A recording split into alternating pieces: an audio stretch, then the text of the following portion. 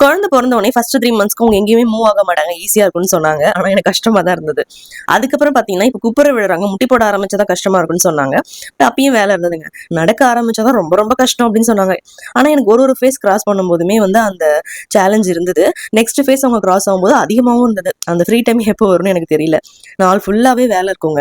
So கதிர்குட்டியை handle பண்றது, அவனுக்கு entertain பண்றது, அது மட்டும் இல்லாம குக்கிங், கிளீனிங் இதெல்லாம் முடிச்சுட்டு அவன் தூங்குற அந்த டைம்ல பாத்தீங்கன்னா எனக்கு எடிட்டிங் ஒர்க்கும் இருக்குங்க. இப்படி நாள் ஃபுல்லா பிஸியா இருப்பேன். இதனால நெக் பெயின், ஹிப் பெயின் இதெல்லாம் இப்பதான் எப்படி இருக்குன்னு எனக்கு தெரியுது. அதுக்கு முன்னாடி எனக்கு வந்தது கிடையாதுங்க. அப்போதான் ரீசெண்டா பாத்தீங்கன்னா சோஷியல் மீடியால இந்த டியா பியூர் ஆயில் பத்தி கேள்விப்பட்டேன். இது ஃபுல்லாவே ஆயுர்வேதிக்குங்க. ஸ்ப்ரே மாதிரி ஒரு இன்ஸ்டன்ட் ரிலீஃப் கொடுக்குது. எங்க பெயின் இருக்கோ அங்க இந்த ஆயில் வந்து இந்த மாதிரி நீங்க அப்ளை பண்ணிட்டாலே போதும், குயிக்கா வந்து ஒரு ரிலீஃப் கிடைக்குதுங்க. நான் பாத்தீங்கன்னா நெக்ல அப்புறம் எனக்கு ஹிப் பெயினும் வந்துச்சு. இப்போ ரீசெண்டா நீ பெயின் வேற இருக்கு. ஸோ இது எல்லாத்துக்குமே இது ஒரு பெஸ்ட் சொல்யூஷனா இருக்கும். பெயின் கில்லர் டேப்லெட்டுக்கு பதிலாக இது யூஸ் பண்ணுங்க, ரொம்ப பெஸ்ட். இவங்களோட Instagram page details, web details எல்லாமே நான் ஆட் பண்றேன். தேவைப்படுறவங்க செக் பண்ணி ஆர்டர் பிளேஸ் பண்ணிக்கோங்க. தேங்க்யூ.